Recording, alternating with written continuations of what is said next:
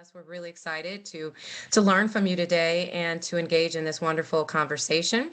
As Jim mentioned, I'm Senior Program Officer at Bright Promises Foundation, started just under 2 months ago, and I come to you from both the grant making and the nonprofit side, spending the last 20 years both at the Chicago Community Trust and the DeKalb County Community Foundation. And then prior to that, about 15 years on the nonprofit side, wearing multiple hats. I've been a program director, development director, and also an executive director. So this really felt like the right intersection of both grant making as well as innovative programming. But I'm also excited to come to you with lived experience. I've walked in the shoes of many of the youth that our organizations are serving. I've walked in the shoes of our grantee partners, so really can understand what it feels like and sort of see this work through your lens as well. So I'm very excited to be a part of a foundation that I feel truly leans into this idea of trust-based philanthropy, and also a foundation that invests in innovative and cutting-edge programming. And today is a great example of some of the most recent programming that Bright Promises Foundation is investing in, and that's this idea of trauma that's caused by racism, but more importantly, investing in how youth and children can heal from trauma that has been caused by racism. And we know that trauma caused by racism affects hundreds of thousands of BIPOC children and youth across Chicago and the metropolitan Chicago area, and compromises their ability to thrive. And if it's not addressed, it can cause long-term physical and emotional harm and a range of other negative outcomes. And because racial trauma has deep roots that are vicarious and systemic and historical, this not only impacts individuals and groups, but it affects all of us. And for me, that feels very daunting. And for those who have experienced it personally, I know it feels really overwhelming. But what's comforting and exciting to know is that healing can occur. And we know this. We know that healing is possible. And I'm a mom of 3 young children, and they often express themselves through art. And I wish that the art of art and the use of art as a way of expressing ourselves didn't get lost so much as we get older, because it's such a powerful tool that we use to express ourselves.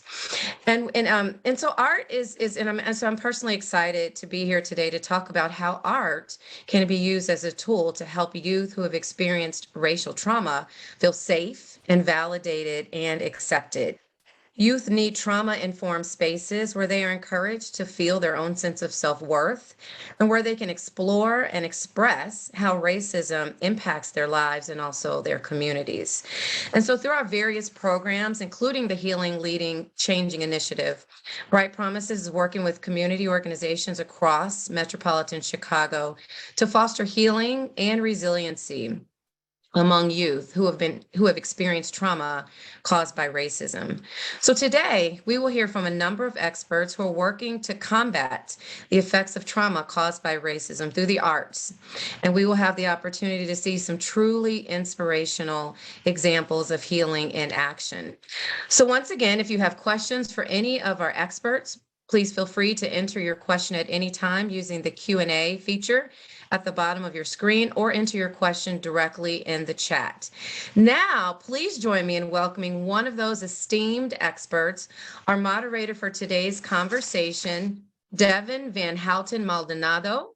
Devon is the Director of Programs for SkyART. He has worked with youth in incarcerated spaces for 10 years and has dedicated his life to empowering these young people to use their voice through art. He is driven by his purpose to humanize youth involved in the juvenile justice system, challenging each of us to reflect on freedom and innocence in the context of juvenile incarceration.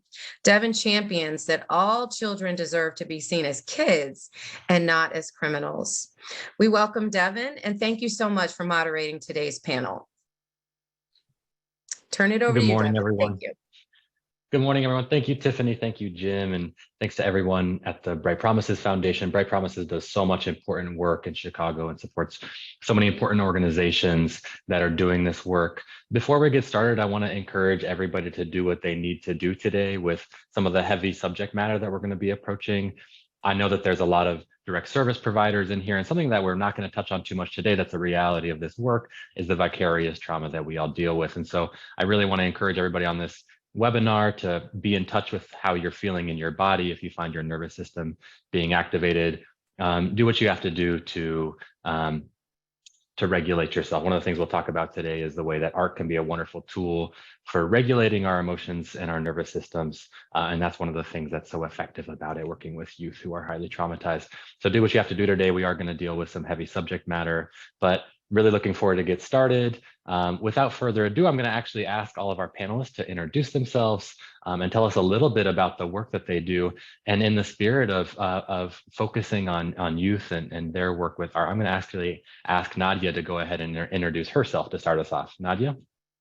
Yeah, so hello everyone. My name is Nadiah Alyafai. I am a youth organizer with the Arab American Action Network, which is an organization that combines social services with organizing and advocacy to promote social change. And I've been in the organizing work for 6 to 7 years now. I started off as a youth in our youth organizing program. I then became a youth leader and now am an employee. Amazing. Thank you so much, Nadiah. And Kosi, will you kick us off next? Hey, my name is Kosi Barber. I'm part of the Firebird organization. I'm the manager of Project Fire, which is the program that's in Firebird. I'm a board member and I'm the main instructor of Project Fire. And I've been with Firebird since 2015, since it started, when I was just kind of like a regular, just training instructor. Now I'm a leading instructor for the program now. Amazing, thank you, Nkosi. And last but certainly not least, Karen, can you introduce yourself, please? Sorry. Yeah, my name is Dr. Karen Reyes. I'm the Executive Director of Firebird Community Arts. I get to work with Kosi every day, which is a great gift. I've been the Executive Director for 11 years. I'm a native Chicagoan, product of the Chicago Public Schools. And I'm really just happy to be here today talking with everybody. Thank you so much. It's really wonderful to be sharing space with this wonderful panel. And again, thank you to Bright Promises for assembling us all and having this really important conversation. Just a couple of brief sentences on SkyART. SkyART is a nonprofit arts organization that's been around for more than 20 years. We also provide free art therapy services at our Southside studio space and throughout in schools throughout the South Side and the West Side of Chicago. And I'm really pleased to announce that we are finally, after a couple of years of hard work, going to be opening a new West Side location, which is really exciting. And as was mentioned in Tiffany's introduction, we also work with incarcerated youth and youth who are re-entering their community after being incarcerated. So let's get into some questions that have to do with some more specifics about how we're working with racial trauma in our work. So I'm actually going to ask Karen to start off with maybe talking a little bit about how Firebird works specifically with young people around racial trauma, and how your programs are aligned with or differ from art therapy services. Thanks, Devon. I will, I'm not the most knowledgeable about traditional art therapy, so I don't want to speak too much about that. Although I will say that we're careful not to say that we do therapy. We don't have licensed art therapists, and I'm, very respectful of the training that goes into that work. However, a lot of what we do is therapeutic, healing, and we do partner with a team of trauma-informed social workers through our partnership with Healing Hurt People Chicago.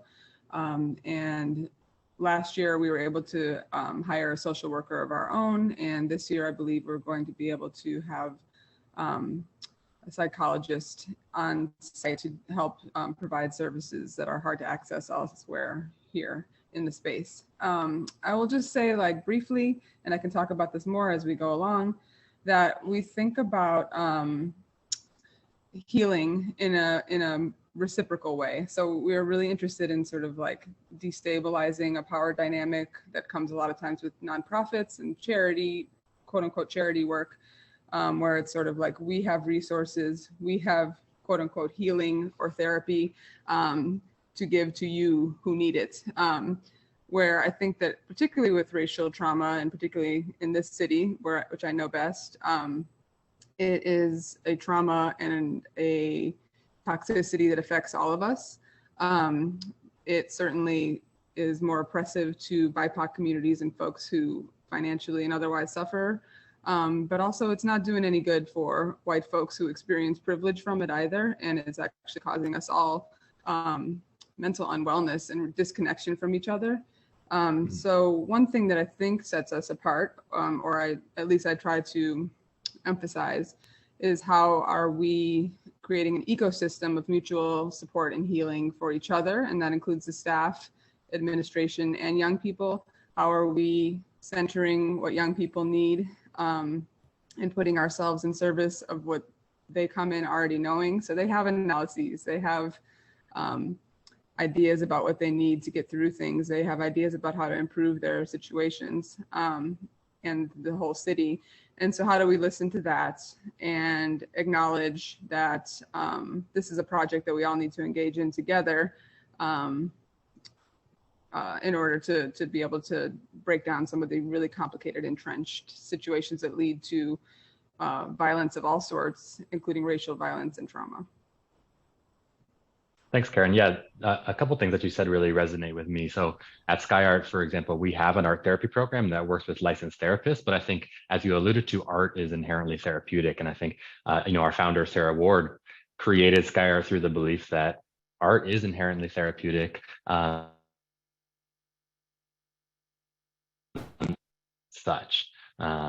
Or therapy as such, although it is important to distinguish between providing therapy from a licensed therapist versus other healing arts practices. Another thing that I love that you said was about breaking down some of those hierarchies that can exist even in what we sometimes call the nonprofit industrial complex. So one of the things that we love doing with incarcerated youth especially is collaborating alongside with them. And I know that that's something that I think is important to everyone on this panel, is that we're collaborating alongside the youth, learning with them.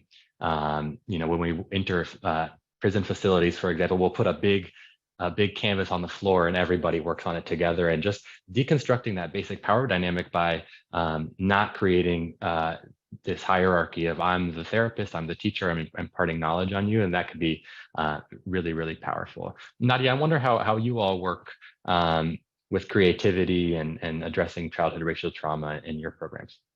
Yeah, so I really like how you ended off, Devon, on this idea of, breaking away from the capitalistic and hierarchy structure.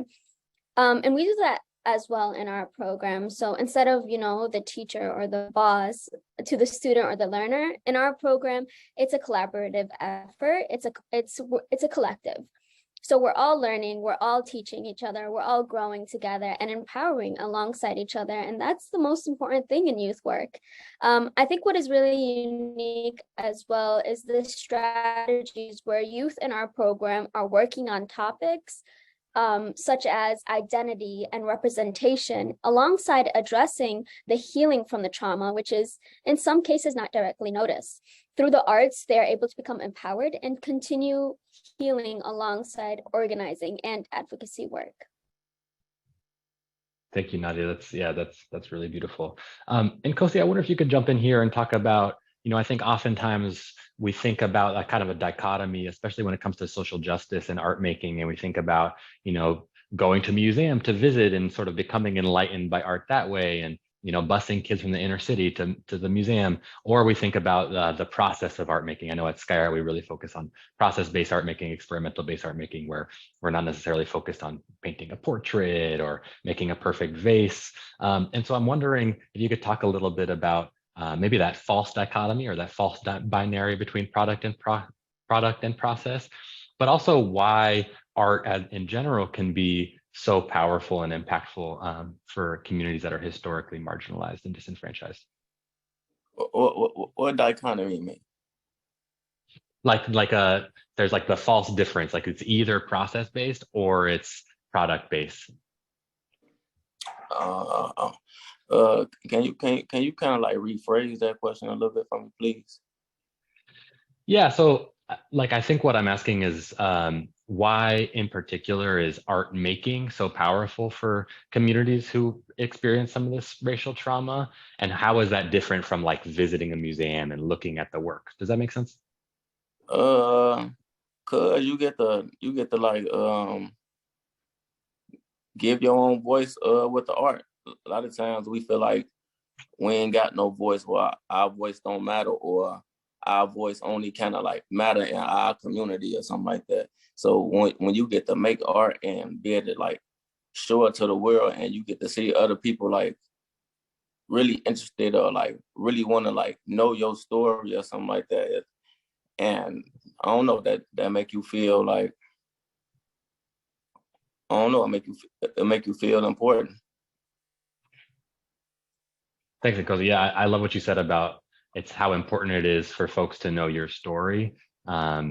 Last fall, we did an exhibition with incarcerated youth, and we also exhibited a lot of contemporary artists like Ebony Patterson and Jim Dugnan and Cheryl Pope. And I think it was the most powerful moment was bringing the kids. We were able to do a field trip with the kids who are currently incarcerated and bring them to the gallery and show them their work. And you could just see how proud they were that they were given that platform and that voice. Karen, I know you had some really wonderful thoughts on kind of that false dichotomy between process and product-based art making and healing.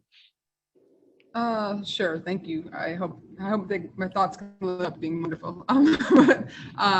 Yeah, I think that, Kosi's and I have been having conversations about sort of this very thing. Like, young folks come in wanting to process emotions and to go through the process of art making, but also like needing to make products to make money. Like there's like at the end of the day, nothing's going on but the rent, right? So, Kosi's been like trying to like get folks to think through tough things that they want to process, but also make a bunch of hearts to sell so they can make money at a sale that we're having, and deal with like day-to-day issues. So, I mean, to me, I think, yeah, framing it as a false dichotomy or a false separation of those two things is important. And also, yeah, it sort of shows how, what's important is that we follow the interests and needs of the young people coming in. And if we think it's just to go through some healing process, but they have day-to-day needs, or if we think that it's just to like get paid or be transactional, but they've got all these emotional pieces that are left hanging, I think we lose out on either side. So, yeah, that's been part of it, and Kosi with the board has been part of a discussion about sort of the asset-based framing of what young people come in with, what we all come in with, what we bring to the work. So they're already creative before they get to us. It's just a matter of whether they know how to do it in glass or clay or things like that. Yeah, young people are sort of born creative, right? I think oftentimes through the public education system or just the traditional education system, we become less creative as we grow up. And I think for so many adults, actually, it can be so healing to discover or rediscover or get back in touch with some of that childhood creativity that children really arrive with. And so I think so much of it is just giving them the space for that. Karen, I think something you said made me think about how social justice movements rely on art, and we can call them like art products. If you think about the Black Panther Party, the Black Lives Matters, or the Zapatistas in Mexico, or the United Farm Workers Movement. I mean, aesthetics and art and image making are such key components to these movements. And I wonder, maybe Nadiah, you can talk about how important image making is for healing and moving forward in some of these movements. Yeah, definitely. So I think while addressing this question, I need to address the historical and community context of racial trauma in our community, the Arab and Muslim community especially.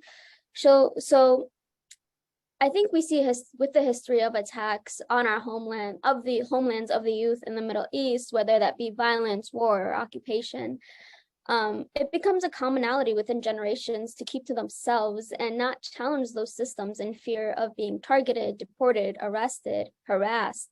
So the fear becomes embedded into our communities, especially with those histories that our communities has faced. And even here with criminalization, we can see the aspect where youth are subjected to surveillance and harassment by law enforcement agencies just because of how they look and their beliefs. So we can see how racial-based trauma creates the aspect of fear and paranoia within our communities. Again, with the point of like art being art, in our program, we use this beautiful term that art is a form of resistance, right? And we continue to bring that up within the youth. So our community has been, historically marginalized. So the art allows us to express our emotions thoroughly. And I want to kind of wrap up my answer with the idea of one of the biggest aims of a lot of the colonizers or oppressors in our communities is to take away art and culture from us, to take away make us take away that community, right? And art and culture always brings us back together. That's why you see, dance at our protests, songs. That's why we do spoken word.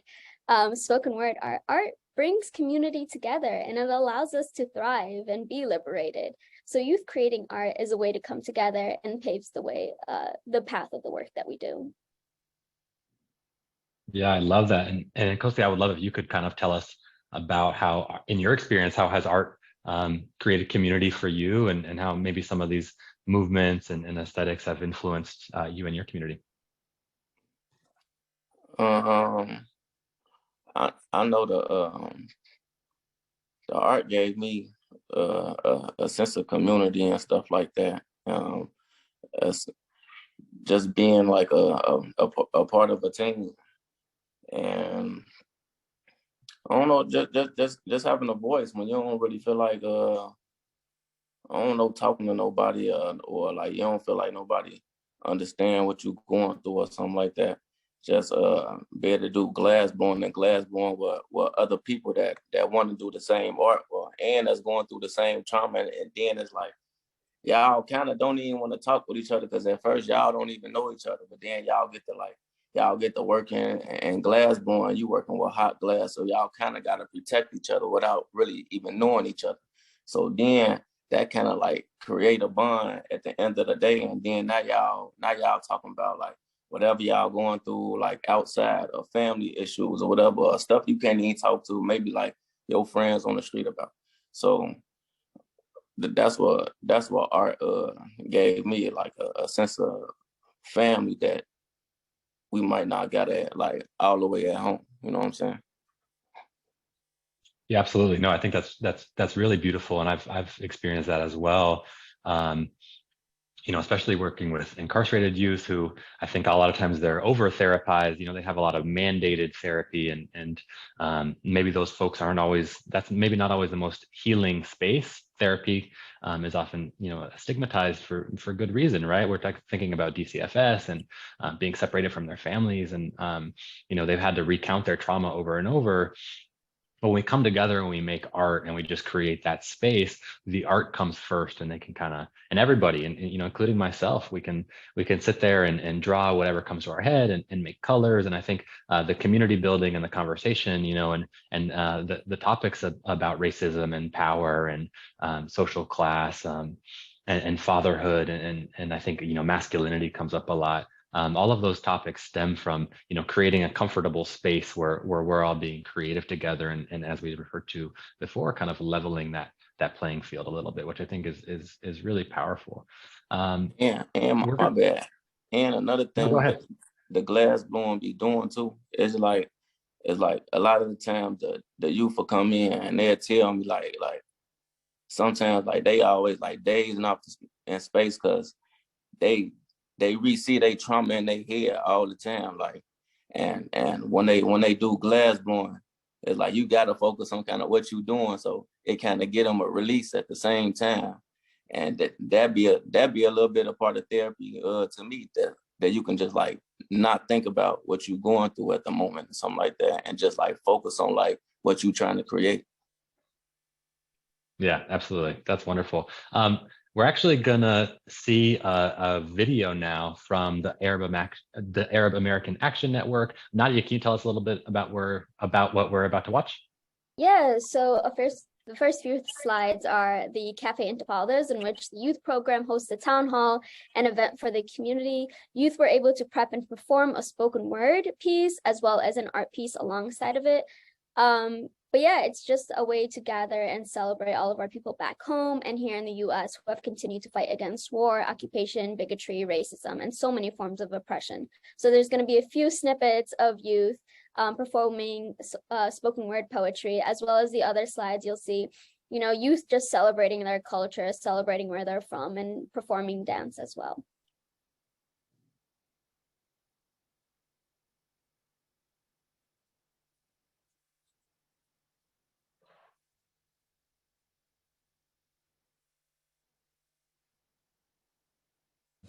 I am mixed, not exotic. My mother has skin 2 shades lighter than mine. Proud Latina, born in Monterrey, speaks a tongue forced upon our people, but never in front of her children. Lost accent and lineage, but never culture. My father has skin 2 shades darker than mine. Proud Arab and Muslim, speaks his native tongue, but never in public. He tries not to be a walking stereotype. I am a product of magic, along with my 9 siblings. My blood has crossed oceans to meet. From olive trees to avocado trees, my roots touch beautifully. I am mixed, not exotic. I am a product of magic. My ancestors' ways and thoughts crawl their way into my brain. From the Botanica to the Donkan, magic surrounds me, consumes me. Lineage untraceable, but somehow remember them. My skin has layers, it's flavored with olive oil and Vicks getting rubbed onto my skin by Devon and Yaba.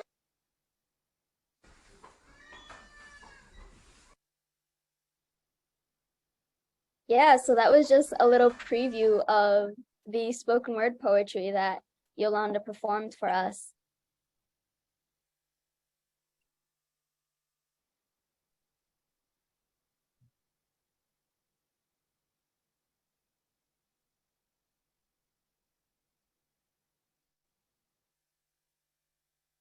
Trapped by a camera, our lives are subjected to the frame, our humanity cropped out. A moment is just a snapshot of a white person's life, but a snapshot is deemed the full story of ours, and the story they select is selected to us. The content skewed to fit that story, the truth bent to fit each chapter, mistakes highlighted in the title, things they don't understand in each line, everything written from their perspective, edited to support their claims, their idea of an auto, including every little detail, but the humanity cropped out. Our existence is judged by the contents of a video. We are surveilled but not understood. We are recorded when we are with our family, when we are with our friends. Trapped by a camera.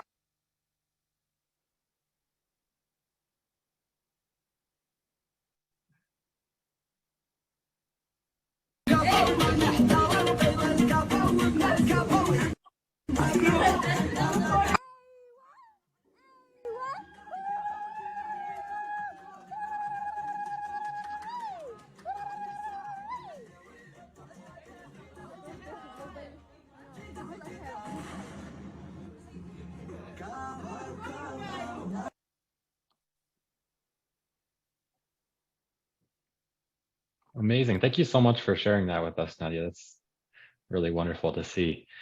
So can you tell us a little bit more about the context of the cafes that are taking place and how you're organizing those? Yeah, so the Cafe Intifadas, it was a more so pre-COVID, because after COVID, with the capacity of the room and everything, we didn't want to throw like a very small event. We wanted an event where youth could perform to out in the open.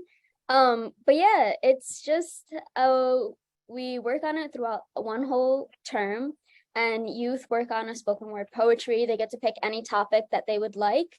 And a lot of the topics revolve around their emotions. So you heard Yolanda, who talks about at the end of her poem where, you know, the resistance as well as racism in the community, and how within that racism, there's always that resistance and that family bond and the histories of our community. And then we see with Zaina's at the end as well, the poem about the humanity being cropped out and how we're treated a different way than what white people might be treated, right? So it's just a way for youth to kind of like express their emotions, their anger after they learned about the systems of oppression, racism in their community, and prejudice. Because a lot of youth come into our program not realizing that they were affected by racism. So it's just a way for education as well as sharing.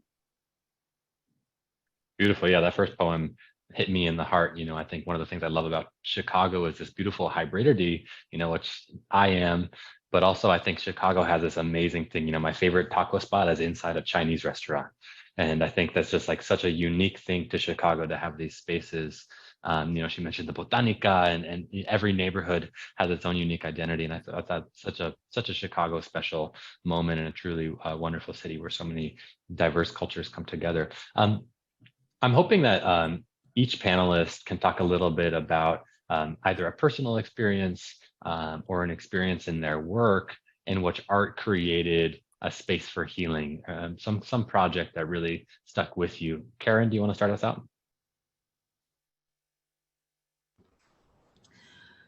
Sure, I can give something that's top of mind because I'm sitting here looking at pieces of it. Firebird, and particularly the artists of Project Fire, were commissioned by the city to make the only public art marker that is going to commemorate the race riots of Chicago in 1919, which was the largest incidence of racial violence in our city's history and set the ground for much of the racist segregation that came after, including redlining, restrictive covenants, among other things. So we are making 38 markers that are going to be scattered site. They're modeled after a German project called Stolpersteine, which was brass cobblestones put in places where there were the last known place of residence or existence of people who were killed during the Holocaust. So this will be our city's only marker of these things, apart from one little stone by the lake that a high school class fundraised for to mark the death of Eugene Williams, who was the young person who was killed at the start of that started the race riots. So this is a project that we're honored to do, and it's great that Project Fire is doing it, because Project Fire is particularly for young people who've been impacted by traumatic gun violence today.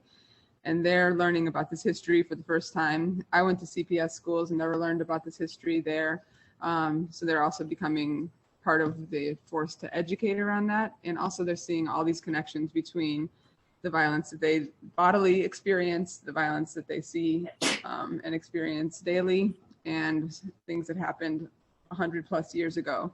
So they're seeing that sort of linkage and genealogy, and we're able to surface some of that truth to be able to hopefully repair and not repeat the problems that came before. So that's just something that's top of my mind that we're working on right now. That's really wonderful. I think I heard a really great piece on WBEZ about the Holocaust markers, and that's a wonderful connection. I'm really excited to see that. And Kosi, how about you? Is there a favorite project that you've worked on during your time at Firebird? I don't want to say it's a favorite project that we worked on, but I feel like what created for a space for healing, I guess racism is having different people in the studio. We be working with people from the Art Institute and these different colleges and stuff like that.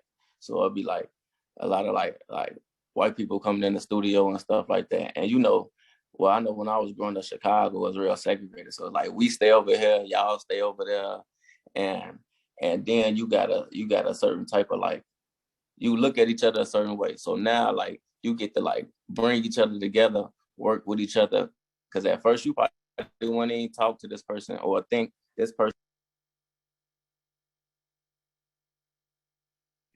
I think we lost Kosi. Hopefully he'll hop back on here shortly.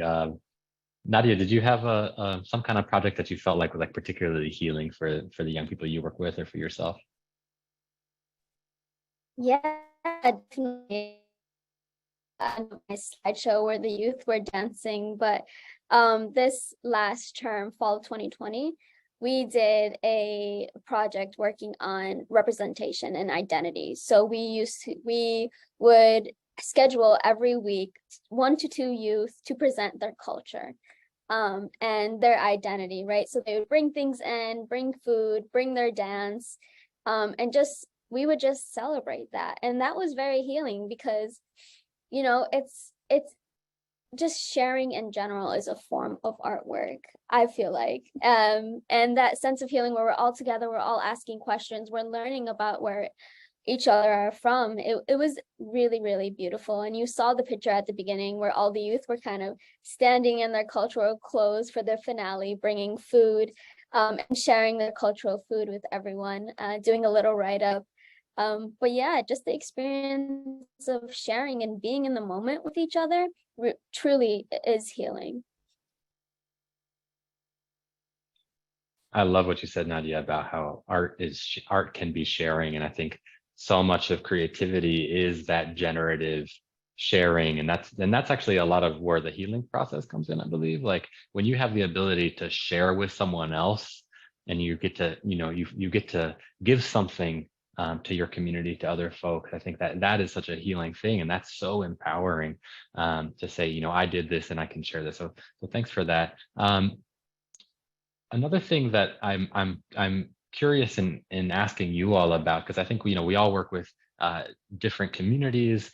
At SkyART, when we began our art therapy program, one thing that has been really wonderful is to see how, at least within our little world at our studio, therapy has been really destigmatized. And so now we literally have like 8 and 9-year-old kids saying, I want to do art therapy with Michael, who's our youth support manager, social worker, or I want to do, are telling each other, I'm in art therapy and it's wonderful. And so that's been a really great outcome of our program, is to kind of destigmatize that with a community who lacks access to these things.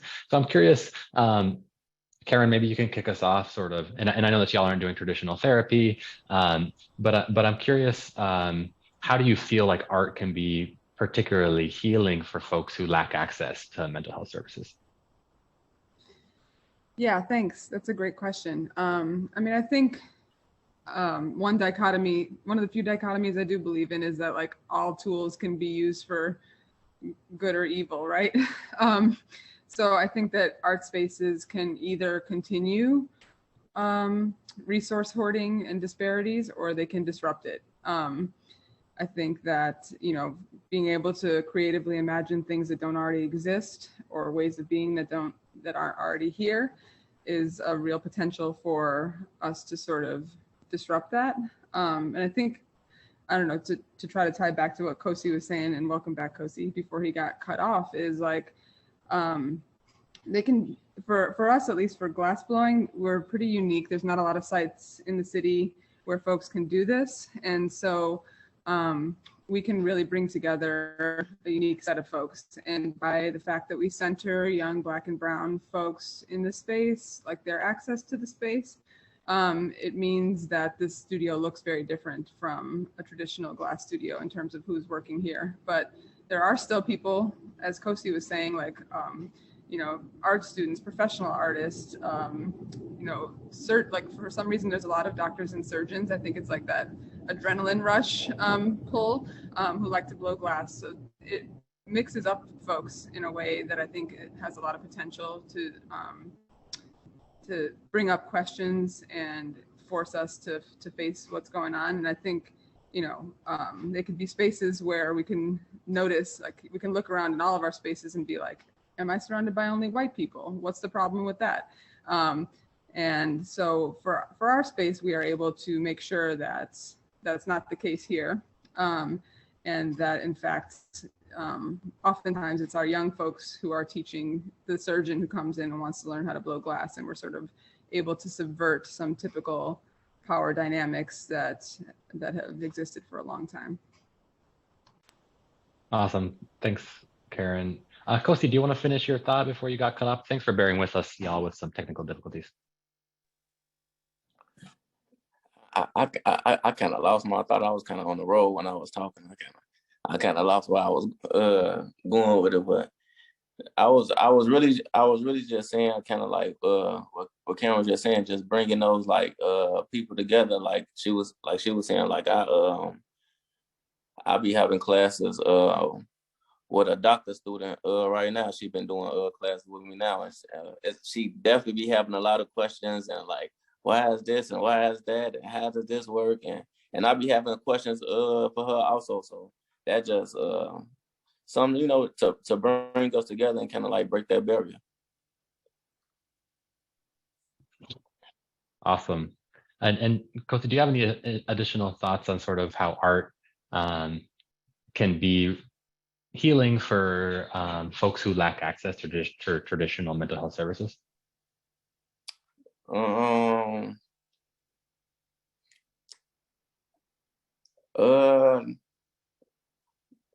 I guess it's healing because it's like it's something that's your own, that you like, that you created, and it's like one participant that come in, like he don't really come in that much, but he'll come in and just like make hearts for his daughter or something like that, and that just give him so much joy. And it was like he was like, I made it, it was my hands. And it's just like you can tell, like when he leave the studio, like he got this big smile on his face. It's like, this what I did. So, and I think that's the some of the best therapy in my eyes. I love that, and sometimes it's just the space, right? I mean, I think one of the things that has been sort of surprising to me at SkyART, and I think I've had this evolution. I think when I first started, it's like, you know, you come with this traditional educator mindset, and you're like, everyone must participate and, you know, do the project. And I think, you know, one thing that I've seen over the years that's been really wonderful is there's some kids that come and just hang out and just like want to be in the space for a significant amount of time. You know, I think about a young man who is currently an intern with us, and, you know, he didn't talk to anybody. And I remember saying like, hey, you know, like you should, I really want you to participate. And he'd be like, I don't want to participate. I don't want any friends. And then he would just kind of literally separate himself, keep to himself. And now he actually is an intern with us. He works with our young kids during our Skyway program and draws with them. You know, we interviewed him recently for a social media post, and he spoke really beautifully about his experience at SkyART. And it just goes to show that like just being there and being there consistently and holding that space is so important. And sometimes it takes time for a young person to begin their own creative process. You know, they need to observe first. And so I think just creating that space can be so important. How about you, Nadiah? How do you think that creating safe, creative, artistic spaces for young people can be particularly healing for communities that lack access, or sometimes there's stigma for mental health services? Yeah, so I want to start off by saying that not only are services inaccessible to our community and it lacks in accessibility, but it's often culturally taboo. So I previously talked about in one of the other questions of intergenerational trauma and the continual harassment, targeting, and attacks on our community, and its creation of difficulty and fear of speaking up. That history of intergenerational trauma and fear is deeply rooted into our community. And you get, you know, elderly saying to the youth, don't go to protests, don't engage in activism, don't talk about your feelings because you could be targeted. And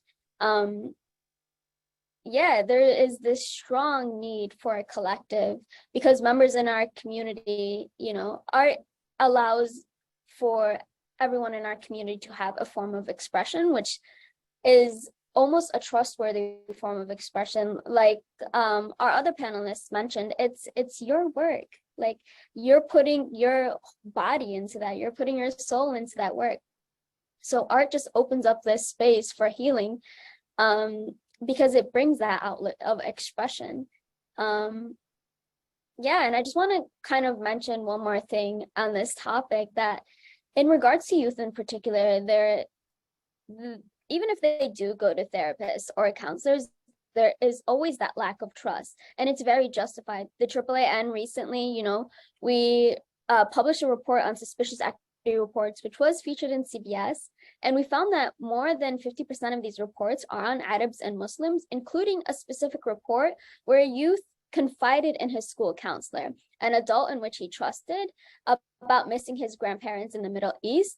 And the counselor filed a report on him, targeting him and his family instead of helping him. So with issues such as these, which are continuously occurring, art is relied on to create a path of opening up and generating healing.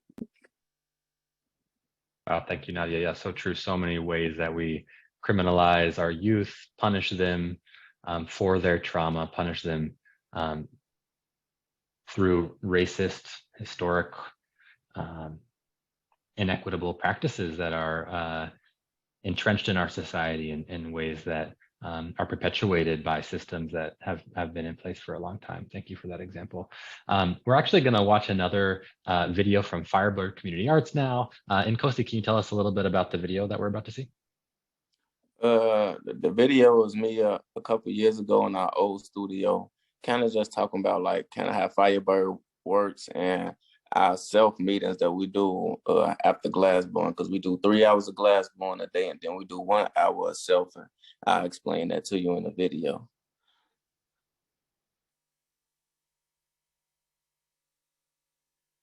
I used to draw, so like I didn't know it was a glass studio in back of my high school. So my teacher told me to go back there. All she did was like drop some glass on the ground, and like I just fell in love. Just never stopped doing that after that. And I started teaching classes like the first year I started doing it, because she told me like if you're teaching somebody else, you're teaching yourself. Need that arm.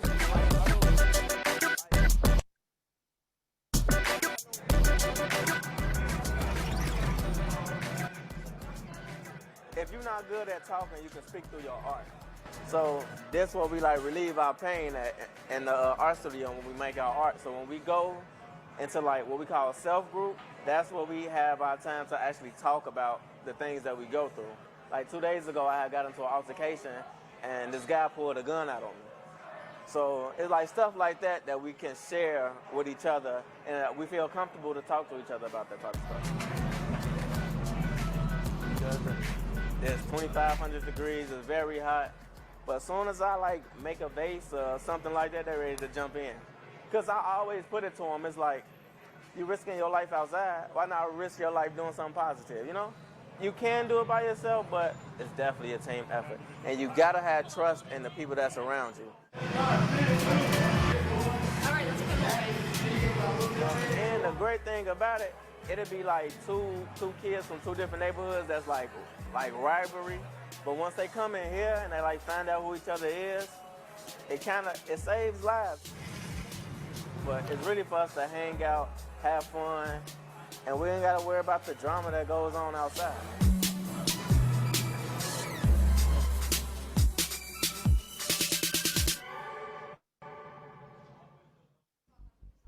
I've seen the young people in our programs come into the studio in all sorts of states after navigating their lives that day. And they sit down at the bench or the torch or the pottery wheel and they're transformed. You can see it in their body language. Someone can come in real distress and then they're laughing with their friends or dancing to the music or even just sitting calmly, just allowing themselves to be in that moment.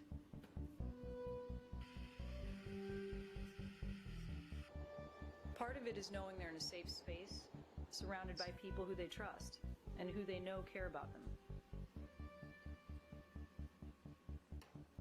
Part of it is just getting lost in the material and having an outlet for expressing thoughts that are sometimes too hard to voice.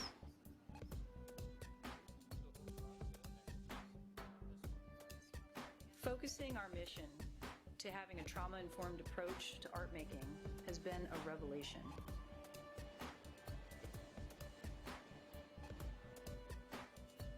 It's given us all a new lease on life, a way of moving through the world in all our activity with empathy, by meeting people where they're at. It has changed the way we operate. In this spirit, we have adopted a new identity, which needed a new name.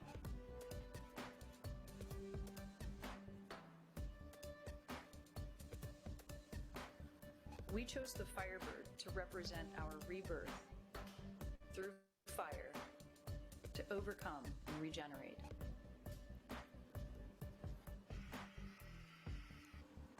We use fire-based art forms, glass and ceramics, to reimagine and rebuild ourselves.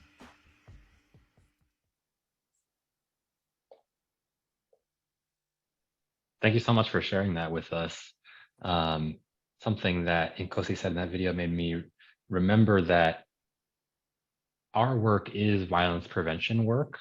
And I'm encouraged to see that Bright Promises and other foundations and funders are starting to look at violence prevention more holistically. For a long time, there's been very few models of violence prevention that involve direct violence interruption, where we're putting a tiny Band-Aid on a giant problem.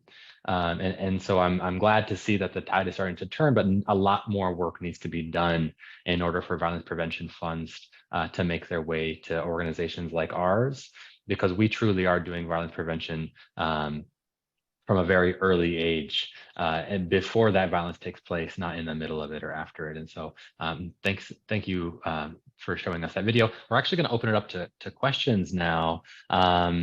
So our first question is, and any panelist who wants to jump in can go ahead and jump in. Can you all speak to breaking down silos as an act of resistance to the nonprofit industrial complex?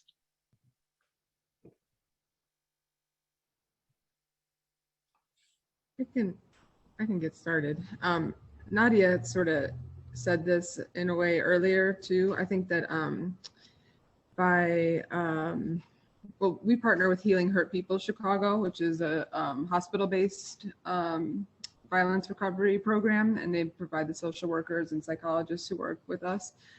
But we're sort of a bridge to other for people to reach services. So when folks would not go to a hospital setting because they don't trust it or feel safe, or they would not go to a government building, we can get people to come here and take an art class, learn how to do art and be paid, have employment. And then all of a sudden, as Kosi described, after they've done that, they trust people, they have relationships with folks around them. Then all of a sudden you can talk about things that are going on. You can bring in services to support them. So we've had everything from, financial literacy and support to literacy support, to housing supports and all these sort of things. So it's sort of, in terms of silos or separation, it integrates things in ways that people are able to access what they need in a space where they feel ownership and comfort. So I think that that's one way that we can do those things. Thank you, Karen. And I just want to mention quickly, if you have questions, please go ahead and put those in the Q&A function in the chat, and we'll bring those up. Nadiah, do you want to take that question on? How can you all speak to breaking down silos as an act of resistance to the nonprofit industrial complex? So how do we break down some of these false dichotomies and silos? Yeah, so this is a really good question. I think I mentioned a little bit before as well, and I think that it's going to take a long time within communities to kind of gain trust back and break down those silos, right? Because when you're doing something in a certain way for a long period of time, change is difficult for a lot of folks to accept. But I think that, when the youth come into our program and start doing art and start expressing their emotions in a way that they've never done before, it opens up this barrier just opens up a barrier and allows them to create a community that they once never knew that was there, right? A lot of our community members and our youth come into our program not knowing anything about racism, not knowing that there's a huge community behind them and uplifting them and paving the path so that they could be the next leaders of our generation. And just by the youth have so much courage just joining an organization in the first hand and joining the community, taking one step into the community. So I think that's what I have to kind of add to that question. Thank you all. There's one more question I want to see, and then we're actually going to get to I want everybody to kind of tell us what we can all do. But I love this question. How do we push back against the cultural idea that art is unimportant or frivolous? Nadiah, you mentioned that earlier, and so maybe just jump right in. I know that you mentioned earlier how the oppressor,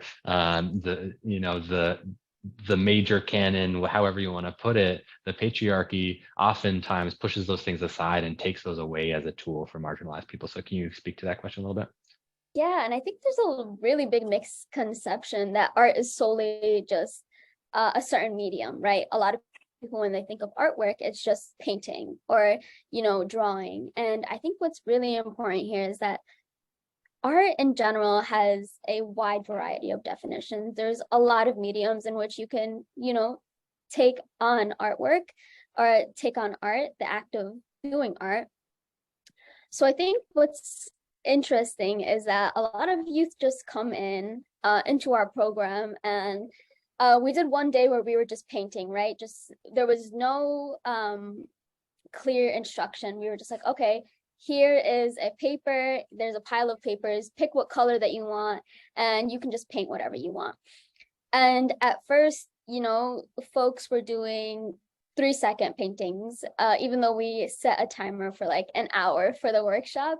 And although that was okay for some folks, a lot of the times, during that workshop, we really pushed them. We were just like, okay, try to do this, try to do that. Think of this type of thing. Think of how you feel when you do this, and just draw it or just paint it.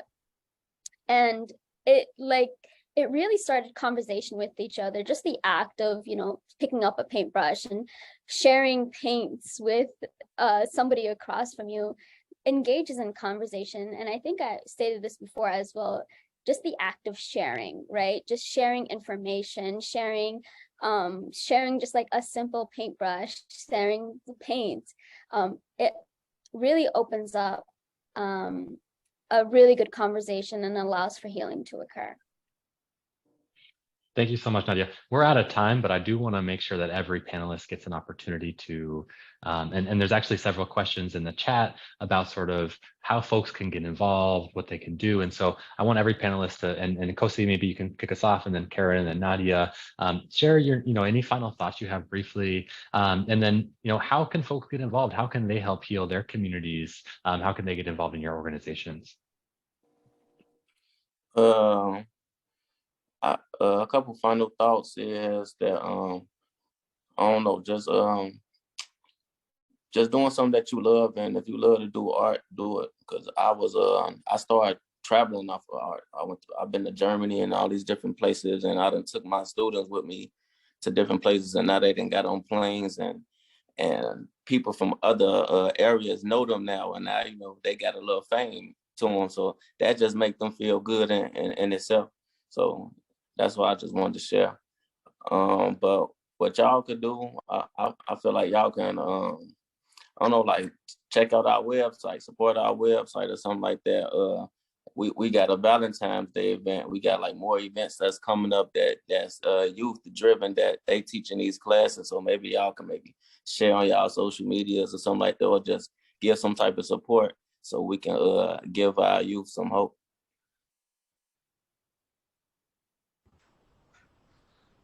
Is it all right if I go next?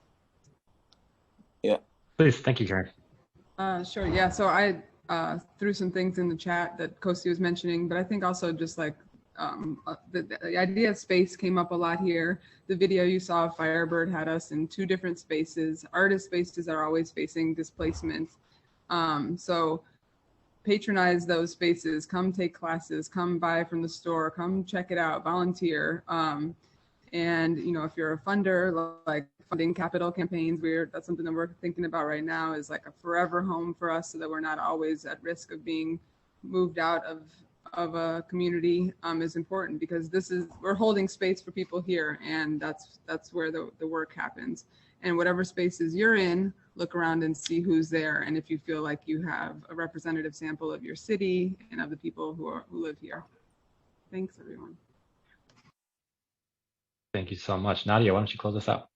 Yeah, so I'll be very quick. I think the only thing that I want to say is just to keep in mind that art is a form of resistance, right? And I just love that phrase, just like art is a form of resistance. And just to continue to support our youth, opening up spaces in the community where, you know, we could all heal together. Great. Thanks so much to all of our wonderful panelists, Devon, Nkosi, Nadiah, and Karen. You guys really illuminated this discussion in really insightful ways, and I think that we've all been given a lot to think about.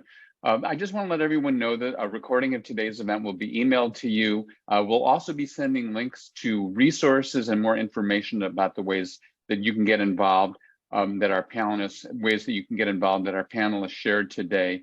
You'll also be receiving a brief survey, and we ask that you take a few minutes and give us some feedback so that we can continue to do this better and better. And just finally, we look forward to seeing you again for our next discussion. Thanks for carving out time, and go out there and try to make a difference in the lives of youth. Have a great day. Thanks so much.